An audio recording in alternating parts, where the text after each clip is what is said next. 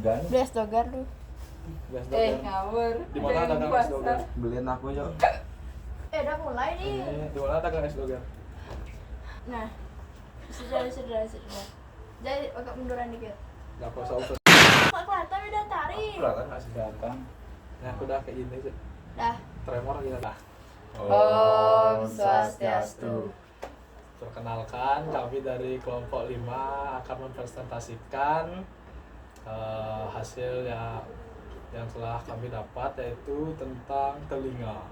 Sebelum itu kami akan memperkenalkan diri. Nama saya Lanang, absen 11. Perkenalkan, nama saya Panja, absen 4.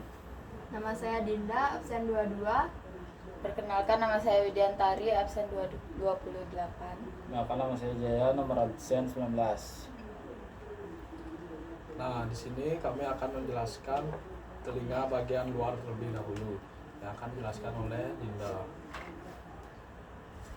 Jadi di struktur telinga itu ada 3, yaitu bagian luar, bagian dalam, dan bagian tengah. Nah, saya akan membacakan atau menjelaskan yang di bagian luarnya. Oke, jadi di bagian luar itu ada yang namanya pinna atau auricula atau daun telinga. Nah, daun telinga itu yang bagian sini ya, di sini. Fungsinya ini yaitu menangkap gelombang bunyi untuk diteruskan ke kanal auditori eksternal atau meatus yang panjangnya sekitar 2,5 cm hingga membran timpanum. Lalu ada yang kedua itu membran timpanum atau gendang pendengar, atau bisa juga disebut dengan saluran pendengar. Saluran pendengar itu yang ini ya, yang ada sekat waktu setelah masuk dari telinga.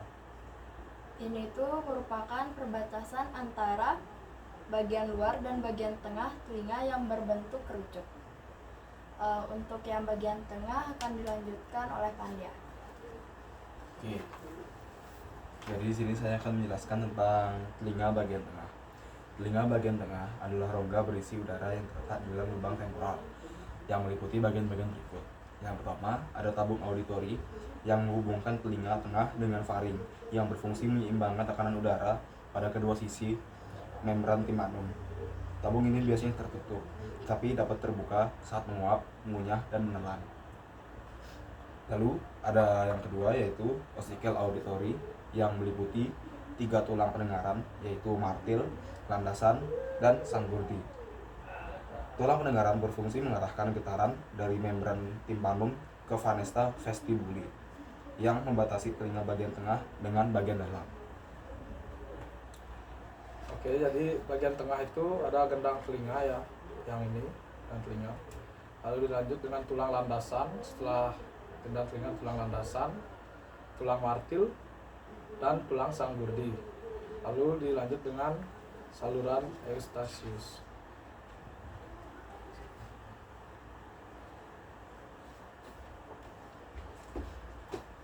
Baik, setelah itu saya akan menjelaskan tentang telinga bagian dalam. Telinga bagian dalam itu terletak di dalam tulang temporal yang terdiri atas 2 bagian, yaitu labirin tulang dan labirin membranosa. Labirin tulang merupakan ruang berliku berisi cairan perilimfa. Labirin tulang terbagi menjadi 3 bagian, yaitu ada vestibula, kanalis, semicircularis, dan koklea. Itu ada koklea terdiri atas 3 bagian, yaitu ada skala vestibuli, ada skala timpani yang terletak di bagian bawah, dan bagian yang menghubungkan keduanya, skala vestibuli dan skala timpani. Habis itu ada labirin membranosa terletak di dalam labirin tulang, merupakan serangkaian tuba berongga dan berkantong yang berisi cairan endolimfa. Labirin membranosa terdiri atas 2 kantong, yaitu ada utriculus dan sacculus, yang dihubungkan oleh ductus endolimfa. Di dalam saluran setengah lingkaran terdapat ductus semisirkular, yaitu berisi cairan endolimfa. Nah, di saluran bagian tengah itu ada rumah siput di sini, atau bisa disebut koklea. Di atasnya itu ada saraf pendengaran dan 3 saluran setengah lingkaran. Nah, ini. Kemudian ada gangguan indera pendengar. Yang pertama itu tuli atau tunarungu, yaitu penurunan atau ketidakmampuan seseorang untuk mendengarkan suara. Tuli konduktif terjadi akibat gangguan transmisi suara ke koklea. Tuli saraf terjadi akibat kerusakan organ korti saraf CN8 atau korteks otak.